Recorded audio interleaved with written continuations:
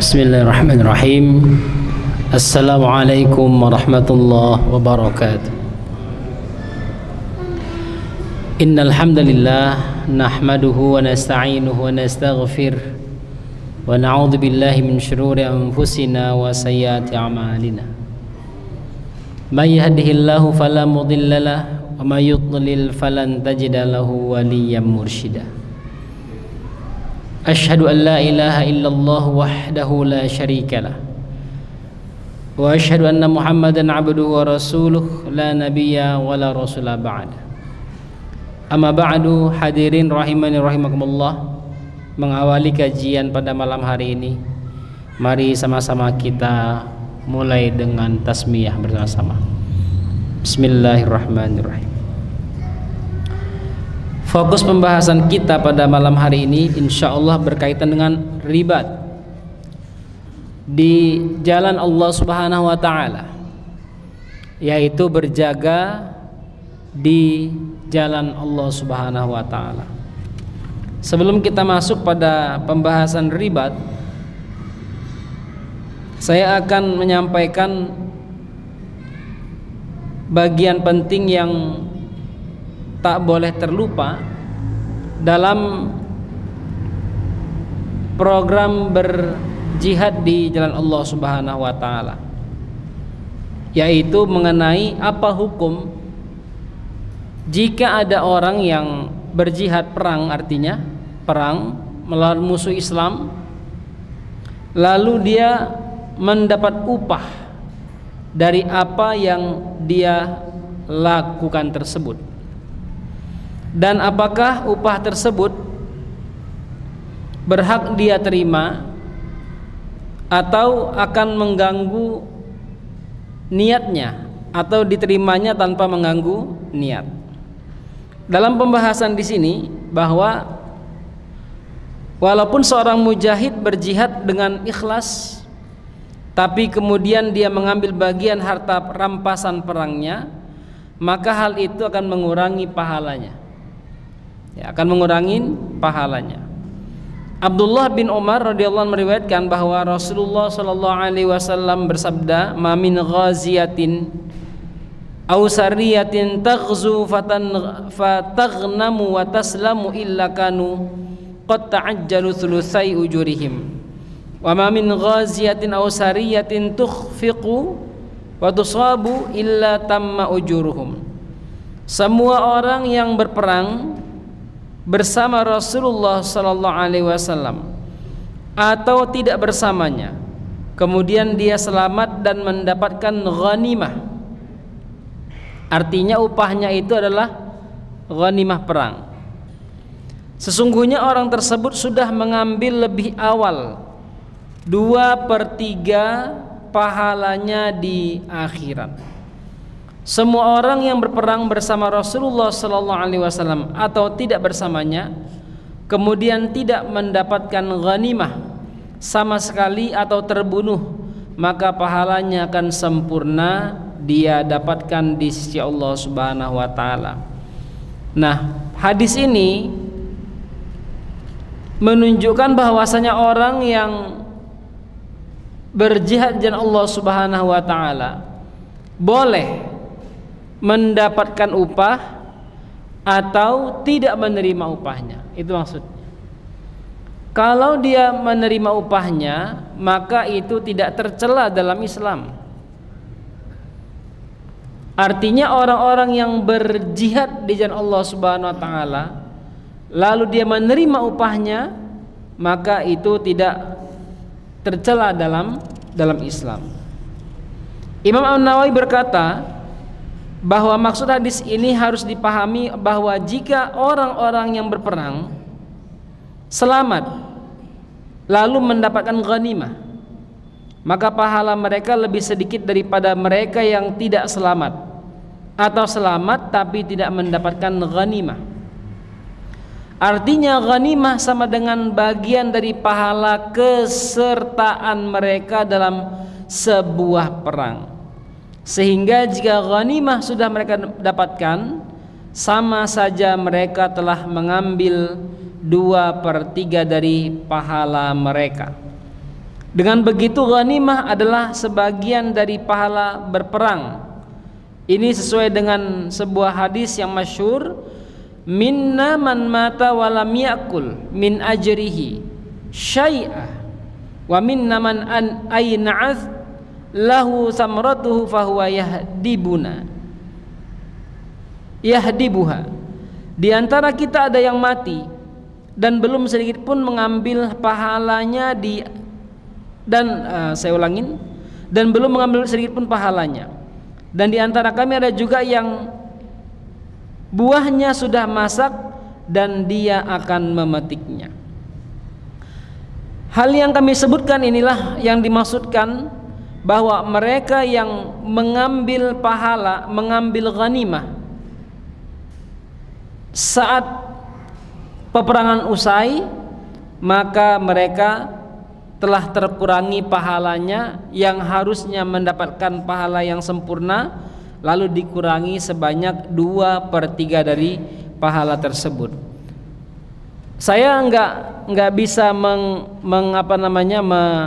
menggambarkan pahalanya seperti apa.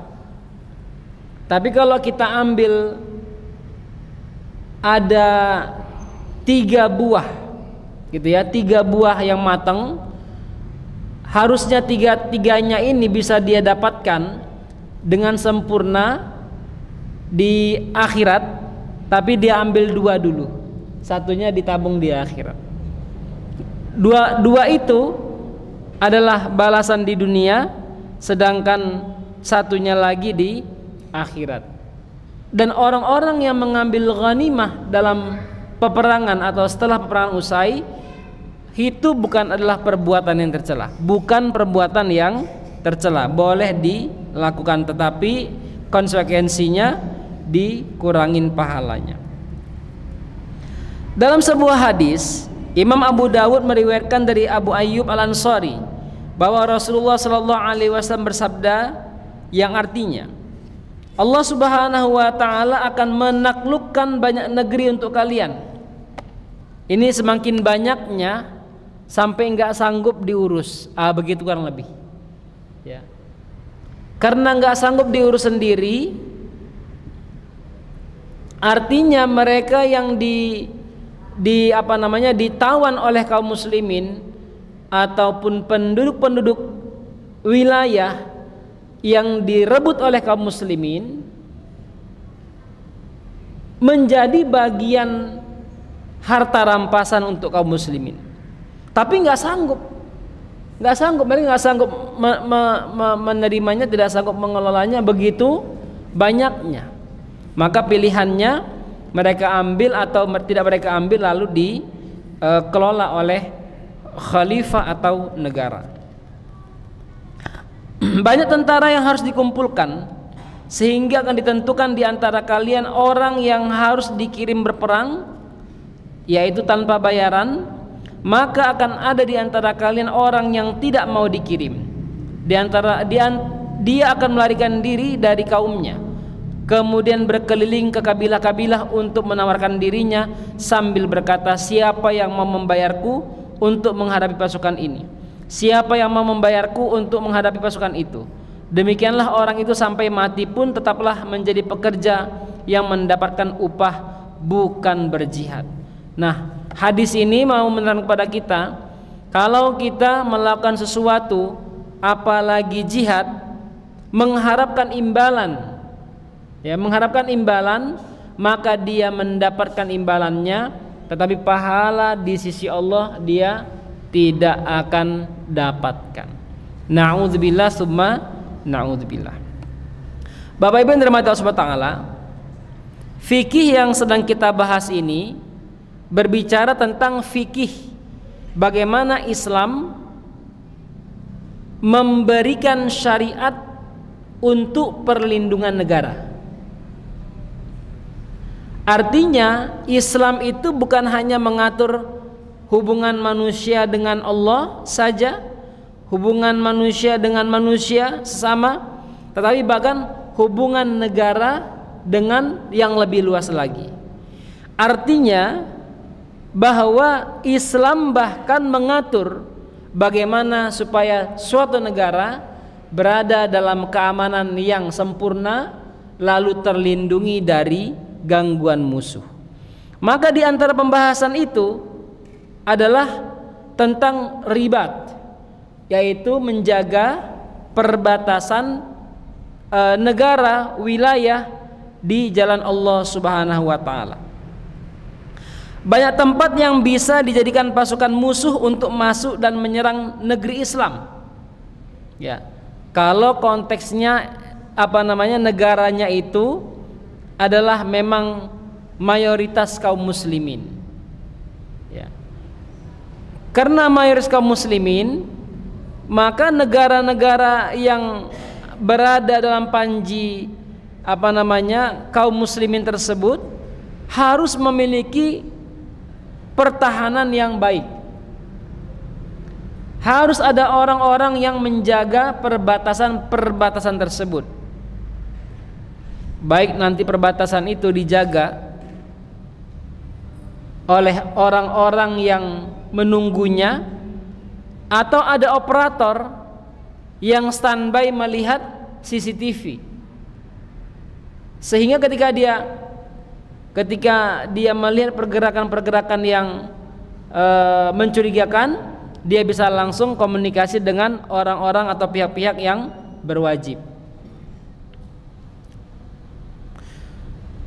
Nggak jauh beda nanti ini, Bapak Ibu yang dirahmati Allah SWT, dengan anak-anak kita yang generasi-generasi kita yang standby di perlintasan kereta api. Nah itu ya.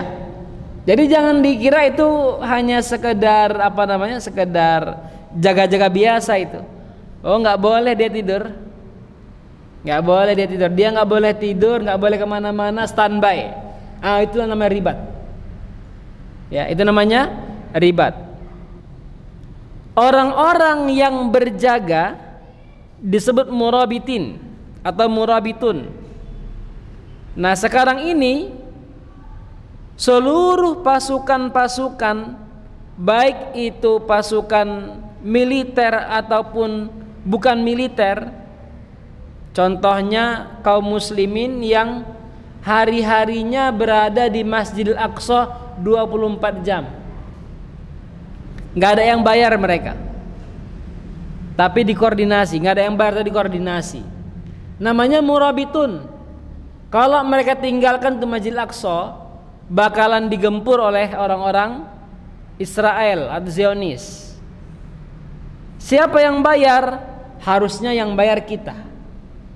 Kita yang bayar. Kita yang sodako, kita bayar mereka. Kenapa? Karena gara-gara mereka menjaga Masjidil Aqsa, mereka nggak kemana-mana, nggak nyari kerja, tidaklah keluarganya ya tawakal ala Allah. Yang bayar mereka adalah kaum muslimin di seluruh dunia. Nah, maka kalau nanti ada lagi Syekh Palestina kemari, kita coba tanya sama mereka, betul nggak ada murabitun di Masjidil Aqsa? Gitu ya, benar nggak ada murabitun atau orang yang berjaga di Masjidil Aqsa dan mereka tidak dibayar? Mereka akan mengatakan betul ada. Dari awal Zionis datang sampai sekarang mereka berkesinambungan menjaga Masjidil Aqsa. Nggak kosong, Pak. Ya, selalu ada. Nah, Bapak Ibu yang dirahmati Allah, yang dirahmati Allah, tempat seperti ini harus dijaga dengan ketat supaya tidak menjadi wilayah lemah yang bisa dipilih pasukan musuh untuk menyerang. Islam selalu menekankan pentingnya menjaga tempat-tempat ini dengan cara menyiapkan pasukan yang bisa menjadi kekuatan untuk umat Islam. Baik tempat itu adalah jalur darat, jalur laut, ataupun jalur udara. Gitu ya. Makanya nanti kalau mungkin pernah kita lihat berita, ada pesawat lewat ilegal langsung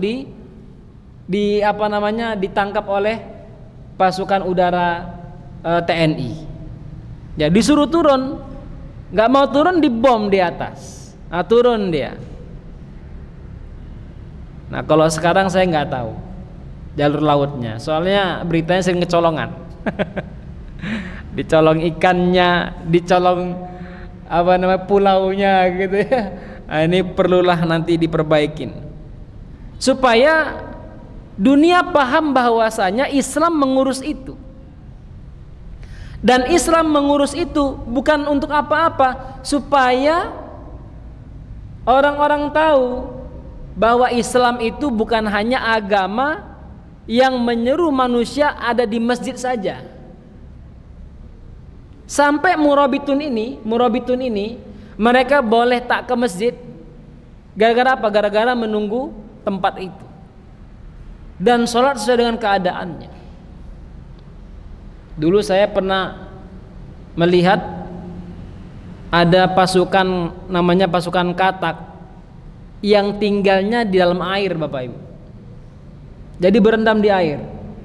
Wah, itu butuh kekuatan luar biasa itu. Selama mereka dalam air dan mereka niat karena Allah Subhanahu wa taala, bekerja melindungi negara, maka mereka mendapatkan 2 pahala, dunia dan akhirat. Hadirin rahimakumullah, menempati dan menjaga tempat-tempat ini dengan niat jihad sering dinamakan dengan ribat. Lama ribat minimal 1 saat, artinya sesaat gitu ya. Siapa yang bisa gantikan saya? Berapa lama? Ya 2 menit aja. 2 menit. Itu dari ribat namanya gitu ya, saat saja. Dan lengkapnya 40 hari. Ribat yang paling utama adalah yang dilakukan di tempat yang paling berbahaya. Para ulama bersepakat bahwa ribat lebih utama daripada tinggal di kota Makkah, karena begitu urgennya tempat tersebut. Ada beberapa hadis yang menjelaskan keutamaan ribat. Di antaranya hadis yang diriwayatkan Imam Muslim dari Salman radhiyallahu anhu. Beliau berkata, aku mendengar Rasulullah sallallahu alaihi wasallam bersabda, ribatu yaumin wa lailatin khairu min siyami syahrin wa qiyamihi wa in mata jara alaihi amaluhu alladhi kana ya'maluh wa ujriya alaihi rizquh wa aminna minal fattan melakukan ribat sehari semalam lebih baik daripada puasa selama 1 bulan. Jika orang yang sedang melakukan ribat mati, maka amalan-amalan yang bisa dilakukannya akan terus terhitung, yang biasa dilakukannya akan terus terhitung dan diberi pahala seakan terus dilakukan. Dia terus akan diberi rezeki seperti syuhada yang memakan buah surga, dan akan terselamatkan dari fitnah-fitnah kubur. Rasulullah sallallahu alaihi wasallam bersabda, kullu mayyitin yukhtamu ala amalihi illa alladhi mata murabitan fi sabilillah fa innahu yunma lahu amaluhu ila yaumil qiyamah wa ya'manu min fitnatil qabri. Setiap orang yang mati, maka amalannya berhenti kecuali orang yang mati dalam keadaan ribat di jalan Allah Subhanahu wa taala, karena amalannya akan terus dikembangkan hingga hari kiamat, dan dia akan diselamatkan dari fitnah kubur. Hadirin rahimani rahimakumullah, ini pentingnya ribat. Artinya kalau sekarang konteksnya adalah menjadikan anak-anak kita, generasi-generasi kita berada di pasukan keamanan, baik itu di TNI ataupun di Polri. Maka jangan segan-segan, jangan sungkan-sungkan untuk mensupport anak-anak kita berada di tempat-tempat tersebut. Ya, kita fokus apa yang menjadi tujuan adanya keamanan tersebut, TNI tersebut, yaitu menjaga keamanan wilayah Islam atau negeri yang banyak kaum muslimin di sana. Bapak Ibu yang dirahmati Subhanahu wa taala, begitu pentingnya berjihad di jalan Allah Subhanahu wa taala, sehingga kita penting untuk mempersiapkan diri untuk menghadapi apapun serangan yang mungkin akan datang dengan tiba-tiba atau setelah pemberitahuan. Maka di antara persiapan yang sangat penting dilakukan adalah belajar memanah. Dan belajar memanah ini memiliki keutamaan yang luar biasa jika dia latih untuk melindungi agama dan kaum muslimin. Islam sangat menganjurkan belajar memanah dan bertarung dengan niat di jalan Allah Subhanahu wa taala. Islam juga menginginkan umat Islam senang berlatih memanah, bertarung serta olahraga. Ada beberapa hadis yang menyebutkan hal tersebut. Di antaranya Uqbah bin Amir meriwayatkan bahwa ia berkata, aku mendengar Rasulullah sallallahu alaihi wasallam bersabda di atas mimbar, dan siapkanlah untuk menghadapi mereka kekuatan apa saja yang kamu sanggupi. Bukankah kekuatan yang dimaksud adalah memanah? Bukankah kekuatan yang dimaksud adalah memanah? Bukankah kekuatan yang dimaksud adalah memanah? Rasulullah mengulangi 3 kali karena menegaskan bahwa memanah begitu utama. Dalam hadis yang lain, masih hadis yang diriwayatkan oleh Uqbah bin Amir, Rasulullah bersabda, sesungguhnya Allah hanya dengan 1 anak panah memasukkan 3 orang ke dalam surga. Saya ulangin, sesungguhnya Allah Subhanahu wa taala hanya dengan 1 anak panah memasukkan 3 orang ke dalam surga. Mereka adalah pembuatnya yang menginginkan pahala dari Allah Subhanahu wa taala, orang yang memanahnya, dan orang yang menyediakan anak panah kepada pemanahnya. Bahkan Islam sangat menekankan bahwa orang yang sudah ahli memanah dilarang meninggalkan keahliannya tersebut. Dalam sebuah hadis disebutkan, man alima ramya thumma tarakahu falaysa minna au qad asa. Orang yang sudah ahli memanah kemudian meninggalkannya bukanlah termasuk golongan kita, atau dia sudah berbuat maksiat.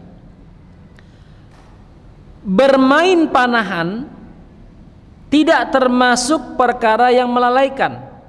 Rasulullah bersabda, kullu ma yalhu bihi rajulul muslimu batilun illa ramyahu biqausihi wa ta'dibahu farasahu wa mula'abatahu ahlahu fa innahunna minal haqq. Setiap yang dijadikan mainan oleh seorang muslim dianggap tidak baik, kecuali memanah, melatih kuda, bercanda dengan istri. Semua hal itu adalah baik. Gitu. Dulu kami pernah mengikuti seminar, Pak, sharing dari anak SMP, anak SMA yang menjuarai panahan sudah tingkat internasional. SMA kelas 1 dia. Juara panahnya dari SD, SMP juara terus. Dia bisa panah sambil berkuda, lepas tali, dia bisa manah tepat dengan sasaran itu. Nah, begitu begitu ahlinya dia, sampai kalau pergi luar pulau kudanya harus dibawa. Tapi kalau keluar negeri kudanya tinggal. Kalau ada yang bertanya, itu kalau kudanya asing, kudanya baru ketemu, bisa nurut juga? Bisa katanya. Gimana caranya? Saya ajak ngobrol dia katanya. Jadi ada ilmu komunikasi yang dia kuasai untuk membuat kuda itu manut sama dia, Pak. Gitu ya. Itu mungkin mendapatkan salah satu ilmu dari ilmunya Nabi Sulaiman alaihissalam. Kalau dia punya kuda sendiri udah nurut, tapi kalau kuda asing itu butuh waktu dia komunikasi sampai kudanya nurut sama dia, dan itu bisa dilakukan. Makanya di antara binatang yang cerdas itu termasuk di antaranya adalah kuda. Nah, Bapak Ibu yang dirahmati Allah Subhanahu wa taala, Imam Qurtubi mengatakan, wallahu a'lam, maksud dari hadis ini adalah setiap hal yang dijadikan mainan oleh seseorang yang tidak memberinya manfaat. Artinya kalau mainan itu nggak manfaat, maka nggak usah dimainkan, baik manfaatnya dunia ataupun akhirat. Makanya Bapak Ibu, mohon izin kalau seandainya agak melompat-lompat dikit, anak-anak kita yang sudah panjenengan kasih HP itu, anak-anak SD, anak-anak yang belum sekolah yang kasih HP, coba deh kita perhatikan, ada nggak mainan dia yang menghasilkan dunia? Artinya kalau dia menghasilkan dunia, kita beruntung, Pak. Ya, makanya anak saya sampai sekarang mau nangis-nangis, mencak-mencak, nggak akan saya kasih HP. Saya bilang kalau kamu mau HP, boleh. Pertama, berhenti sekolah, nggak usah sekolah lagi. Yang kedua, ini HP-nya setiap hari store 50.000 KB. Kalau enggak, jangan harap kasih HP. Bisa? Nggak bisa, nggak usah mikir HP. Begitu. Kenapa? Karena melalaikan. Ternyata orang tuanya menikmati kelalaian itu, sehingga orang tuanya nggak mau diganggu dengan anaknya. Orang tua yang lagi repot, ganggu, kasih HP, HP-nya menjadi bius yang menenangkan anak. Nah, naudzubillah summa naudzubillah. Bapak Ibu yang dirahmati Allah Subhanahu wa taala, saya mau kembali sedikit tadi tentang keutamaan ribat, bahwa ribat itu ada yang di darat, ada yang di udara, ada yang di laut. Ternyata ribat yang paling tinggi dan perang yang paling istimewa ketika perangnya terjadi di atas laut. Ya, perangnya terjadi di atas laut. Perang laut lebih utama dari perang darat, karena perang laut lebih berbahaya, maka pahalanya pun lebih banyak. Imam Abu Daud meriwayatkan dari Ummu Hiram bahwa Rasulullah sallallahu alaihi wasallam bersabda, al-ma'idu fil bahri alladhi yusibuhul qai'u lahu ajru syahidin wal ghariqu lahu ajru syahidaini. Orang yang mabuk di laut dan muntah-muntah akan mendapat pahala satu syahid, dan orang yang tenggelam akan mendapatkan pahala 2 syahid. Imam Ibnu Majah meriwayatkan dari Abu Umamah, beliau berkata, aku mendengar Rasulullah sallallahu alaihi wasallam bersabda, orang yang mati syahid di laut setara dengan 2 orang yang mati syahid di daratan. Orang yang mabuk dan muntah di laut seperti orang yang berlumuran darah di daratan. Melewati 2 ombak bagaikan berjalan membelah dunia dalam ketaatan kepada Allah Subhanahu wa taala untuk mencabut nyawa manusia. Allah Subhanahu wa taala menugaskannya kepada malaikat. Tapi orang yang mati syahid di laut, Allah Subhanahu wa taala sendiri yang mencabutnya. Allah Subhanahu wa taala mengampuni semua dosa orang yang mati syahid di daratan kecuali utang yang belum dibayar. Tapi untuk orang yang mati syahid di lautan, Allah mengampuni dosa dan utangnya sekaligus. Masya Allah, dahsyat ya Pak ya. Nah, inilah pentingnya kita memahami bagian daripada fikih ini. Tadi kita sampaikan bahwasanya bukan hanya ibadah kepada Allah yang diatur, sampai tata bernegara juga diatur oleh Islam. Dan kita akan bahas nanti bagaimana Islam juga mengatur tentang kepemimpinan dan panglima dalam peperangan. Sebelum kita lanjut, mungkin ada yang mau ditanyakan, Bapak Ibu dipersilakan. Ya.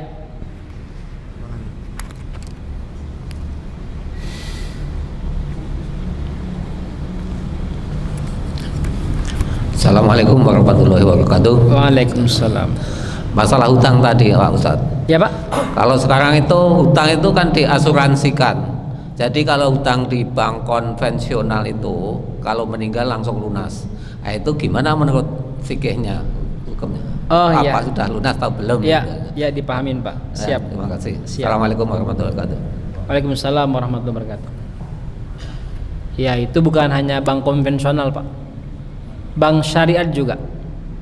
Ya, orang yang mengambil pinjaman di bank dengan apapun targetnya, apapun tujuannya, maka yang pertama kita harus kembali pada akad yang tertulis. Apa akad yang tertulis? Di situ kita akan memahami bahwa yang saya lakukan ini sedang dalam koridor riba atau tidak.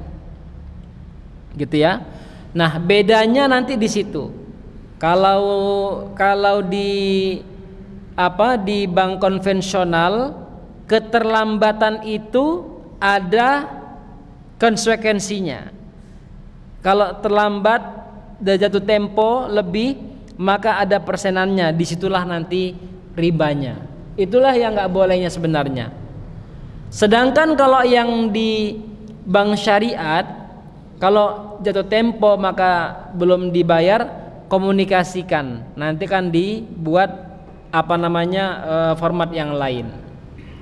Sepaham saya tidak ada jatuh tempo. Sepaham saya begitu. Nggak ada tambahan. Tetapi baik yang di konvensional ataupun di bank syariah, di antara akadnya itu adalah harus didaftarkan asuransi. Namanya asuransi jiwa. Kalau yang bersangkutan meninggal, maka otomatis sakit permanen atau yang sulit sembuh kemudian meninggal, maka otomatis dia akan ditutup oleh asuransi tersebut, gitu ya. Karena sudah kesepakatan, maka langsung setelah terjadinya wafat itu, meninggal, maka langsung sistemnya menutup. Maka setelah itu orang yang berutang bebas dari utangnya, Pak. Bebas dari utangnya. Jadi dia tidak akan lagi ada utang karena udah sistemnya seperti itu. Ya. Nah, masalahnya kan kita nggak tahu apa kita meninggal nanti, mungkin kalau tahu kita besok meninggal tak pinjam dulu 5 miliar. Ya kan? Besok saya meninggal, alhamdulillah anak istri dapat untung, Pak. Kan begitu juga. Nggak begitu juga. Begitu artinya kalau kita kembali tadi mau bank syariah ataupun konvensional, langsung sistemnya menutup dan orang yang berutang selesai utangnya, tidak lagi dihitung utang. Gitu ya, Pak ya. Yang lain silakan. Silakan Bunda, belakang.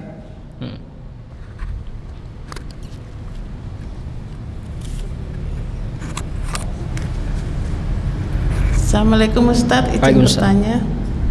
Saya punya sahabat, sebut saja namanya A. Boleh lebih dekat Bunda ini mic-nya. Lebih jelas. Saya punya sahabat, sebut saja si A. Jual tanah, dibeli sama si B. Sudah sepakat harganya dan mau DP. Tapi si B ini kan di perjalanan dicegat si C. Disuruh beli tanahnya si D. Jadi si B ini membatalkan DP tanpa kabar gitu loh Ustadz. Pertanyaannya, si C ini dolim nggak Ustadz? Dalam jual beli. Iya. Gitu. Jazakumullah khair Ustadz sebelumnya. Iya. Kalau kita kembali pada bab muamalah, maka perbuatan itu termasuk perbuatan yang diharamkan dalam Islam. Artinya memotong motong kompas yang sudah ditujukan kepada orang lain, lalu dia paham bahwa si A ini kayaknya masih pelin-pelan, tak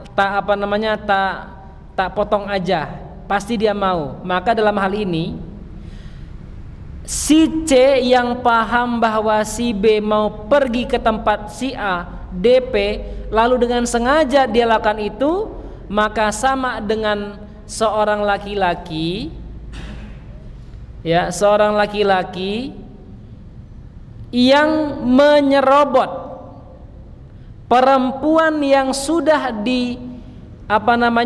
yang sudah akan dilamar oleh orang lain.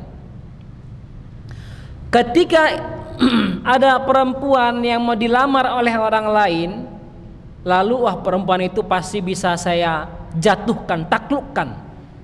Ternyata betul, maka dua-duanya berdosa di hadapan Allah Subhanahu wa taala. Jangan main dalam hal ini, bahaya sekali. Ya. Jangan sampai gara-gara uang yang tak seberapa putus persaudaraan. Dan ingat, mungkin Anda bahagia dengan uang itu, tapi kebahagiaan Anda itu nggak akan lama. Dan udah banyak kasusnya seperti itu. Baik tadi saya bilang kasus perempuan yang diserobot oleh orang lain, atau perdagangan yang dipotong oleh orang lain. Mungkin Anda lihat untung, hari itu Anda untung, tapi ingat bahwasanya perbuatan kita itu akan dibalas oleh Allah Subhanahu wa taala di dunia sampai akhirat. Kalau kita ambil hukumnya, maka perbuatan itu haram dalam Islam. Kok nggak sabar sih? Sabar aja deh. Mana tahu nanti dia pergi ke A ternyata dibatalkan. Ya, dibatalkan. Kalaupun jadi, ya belum rezeki kita. Artinya kalau belum rezeki kita, berarti rezeki itu nggak baik untuk kita. Nah, maka jangan potong, nggak boleh. Haram dalam Islam motong, ya, progres perdagangan orang lain. Begitu ya Bunda ya. Yang lain silakan.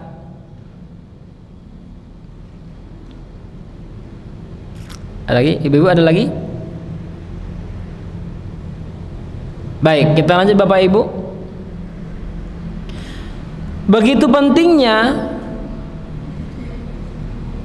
Ada yang mau tanya lagi? Oh ya, silakan.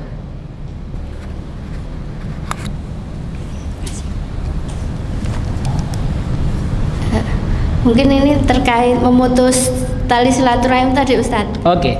Jadi kalau ada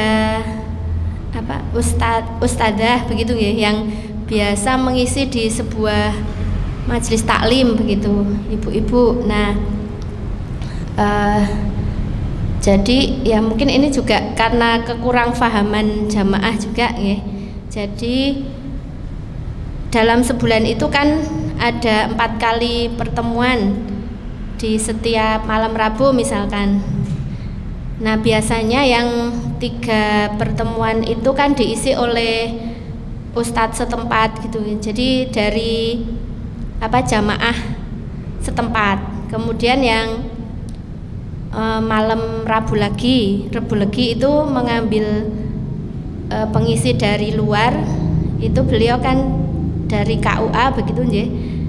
Nah, beliau itu setiap kan kajiannya ba'da maghrib sampai isya. Nah, kalau yang mengisi dari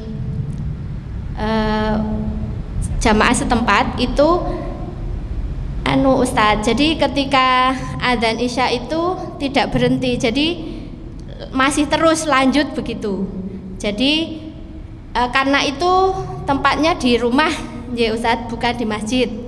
Jadi melewati sholat isya begitu. Nah, sementara yang pengisi dari luar tadi kan komitmen kalau pengajiannya itu selesai ketika dengar adzan isya ya selesai begitu. Kan barangkali terkadang beliau itu agak terlambat karena ada acara lain begitu. Nah, ternyata dari jamaah ibu-ibu tadi sebetulnya tidak ada kesepakatan atau musyawarah bersama seluruh anggota jamaah, cuman ada kayak keputusan sepihak yang barangkali kurang sreg begitu. Kemudian akhirnya memutuskan untuk menghentikan ustadz yang mengisi dari luar begitu Ustadz. Nah, niku bagaimana Ustadz? Terima kasih Ustadz. Jazakumullah khair. Assalamualaikum warahmatullahi wabarakatuh. Waalaikumsalam. Saya ambil dua pertanyaan dari semua tadi yang disampaikan. Pertama, saya mau sampaikan bahwasanya menuntut ilmu itu sangat tinggi nilainya. Saking tinggi nilainya sampai-sampai Rasulullah Shallallahu Alaihi Wasallam ya selalu bahkan sering mengakhirkan sholat karena nuntut ilmu. Gitu ya, mengakhirkan sholat karena nuntut ilmu.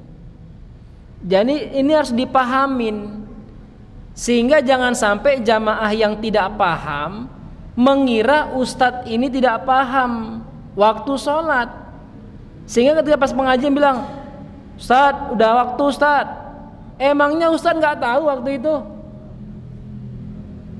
Nggak boleh ini jamaah kebiasaan begitu, macam seperti nggak tahu aja Ustadz ini mau sholat gitu ya. Sama dengan bapak ibu mau haji atau umroh itu pas dalam perjalanan transit masuk waktu zuhur. Ini kita transit masih jauh perjalanannya, mau cari tempat yang enak supaya sama-sama sholat. Lalu jamaah bilang gini, Ustadz nggak sholat dulu. Sabar dulu, kita sholat bareng-bareng ini. Semua sini orang sholat, gitu ya. Jangan dikira Ustadz nggak tahu mau sholat gitu loh. Semua kita sholat. Sama dengan ini juga. Kalau pas pengajian begini, ya Ustadz jangan dipotong dengan bilang, Ustadz waktunya udah masuk, masa nggak dengar aja. Karena begitu tingginya nuntut ilmu itu, sampai-sampai Rasulullah sendiri menunda waktu sholat, bahkan azannya ditunda. Begitu, bukan azan dulu baru sambung lagi, enggak, azannya ditunda. Udah selesai semua, udah azan kata Rasul pada Bilal, azan dia, qomat. Nah itu yang pertama, itu ya, supaya nanti enggak pertanyaan lagi, seakan-akan Ustadz enggak paham waktu sholat itu, ya. Nah ini pertama. Yang kedua, memang mau baik mau tidak baik, semuanya harus komunikasi, ya. Apalagi kepada guru kita yang udah beberapa kali ngasih ilmu sama kita, bertahun-tahun sama kita, habis itu diam-diam kita cut, nggak pernah dihubungin lagi. Padahal dia sudah buat jadwal nih, rutin. Pokoknya malam ini saya ke ke Masjid Al-Aman. Lalu nggak ngomong, nggak ada hujan, nggak ada di-cut. Ini dia udah ninggalin rumah jauh. Dia capek kerja di KUA dari pagi sampai sore, pulang mikirnya menyiapkan materi untuk siapa? Untuk jamaah yang membutuhkan saya. Lalu kita cut, ya nggak boleh dong. Memang ya terserah Anda saja, begitu terserah Anda. Tapi pola komunikasi dalam Islam itu diajarkan dengan baik. Ustazah mohon maaf sekali karena kami lihat ustazah kesusu. Berhenti pas azan langsung berangkat, nggak sholat dengan kami, padahal kami pengen sholat berjamaah dengan ustazah karena kami pengen ngobrol-ngobrol juga. Ya kami nggak bisa meneruskan ini ustazah, mohon maaf. Mana tahu dia kalau gitu mulai pekan depan tak sholat di sini sama jamaah sama kalian. Lah ini nggak ada angin, nggak ada hujan, di-cut. Ya ini mau polanya adalah pola pengajian ataupun kita di lembaga. Kalau ada anggota bermasalah jangan diam-diam dipecat, nggak boleh. Harusnya kita belajar dong manajemen yang bagus. Apalagi dalam hal ini kita membangun pemahaman keislaman, harus lebih perhatian lagi. Begitu ya Bunda ya. Siap. Semoga bisa bermanfaat. Kita dengar azan dulu.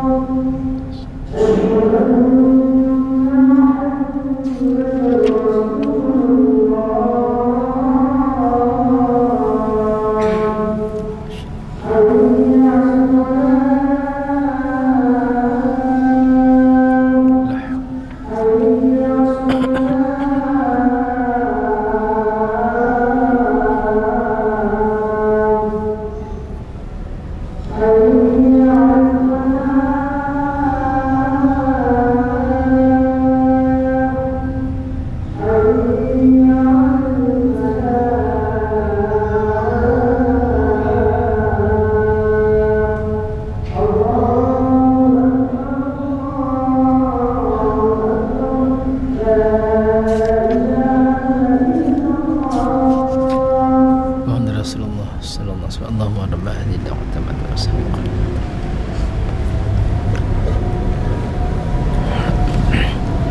Hadirin rahimani wa rahimakumullah, sebagai bagian akhir yang mau saya sampaikan pada kesempatan hari ini,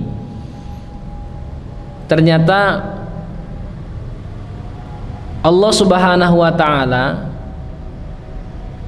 sangat berkehendak, sangat pengen agar kaum muslimin benar-benar memiliki satu struktur kepemimpinan yang begitu kuat. Hingga struktur ini, kekuatan ini tidak bisa dikalahkan oleh musuh.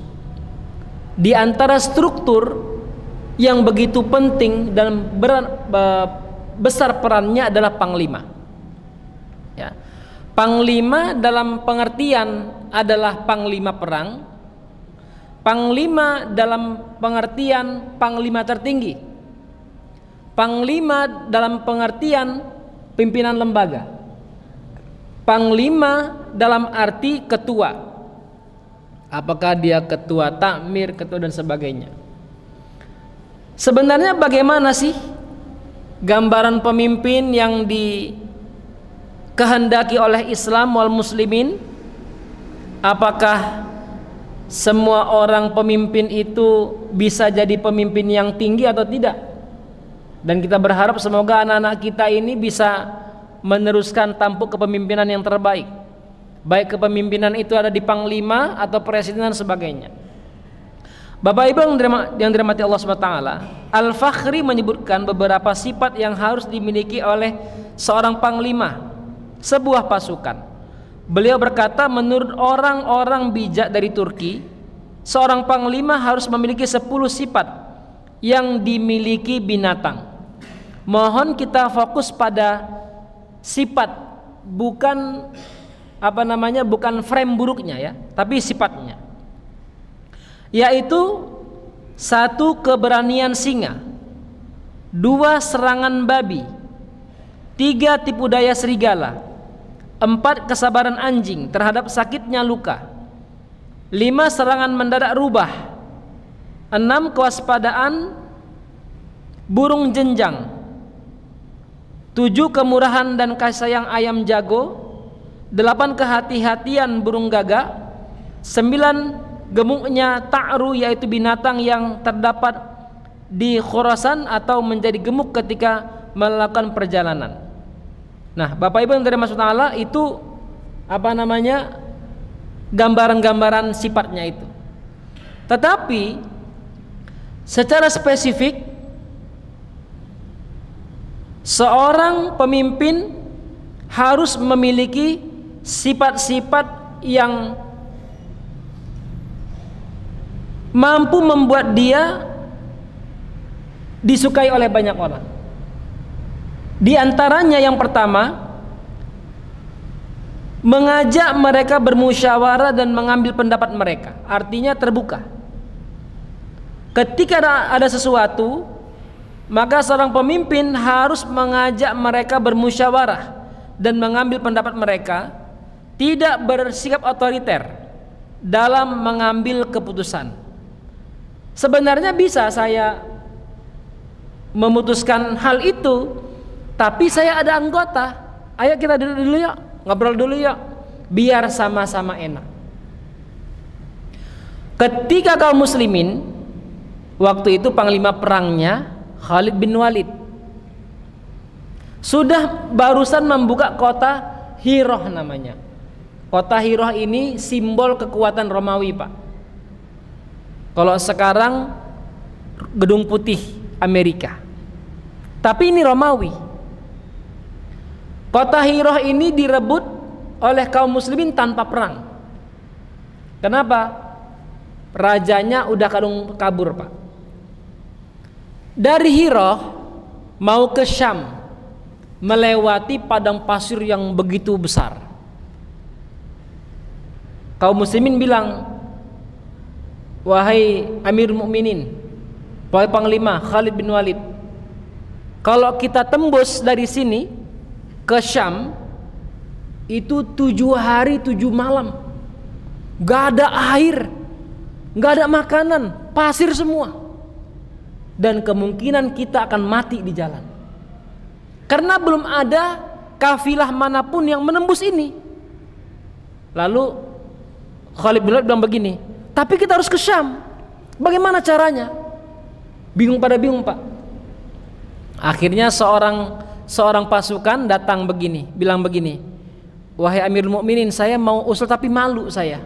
Oh, bilang aja, saya pernah melewati dari sini ke Syam dengan ayah saya 7 hari 7 malam. Nah, terus bagaimana kalian makan? Kami isi perut unta dengan air sampai penuh. Lalu ketika kami habis air dalam perjalanan, kami sembelih untanya, air yang dipunuknya kami simpan, kami minum untuk kami karena airnya bersih. Akhirnya Pak, ide itu dipakai oleh Khalid bin Walid. Mereka berhasil menembus dari kota Hira sampai ke Syam 7 hari 7 malam. Itu ya, artinya kalau Khalid bin Walid bilang begini, pokoknya kita berangkat aja, mau ente suka tidak suka berangkat aja, itu pasukan mati, Pak. Dan mereka mungkin akan setuju. Tapi kalau seandainya diajak untuk berembuk, banyak hal yang bisa diperbaiki, banyak hal yang bisa dicapai, banyak hal yang bisa disiapkan.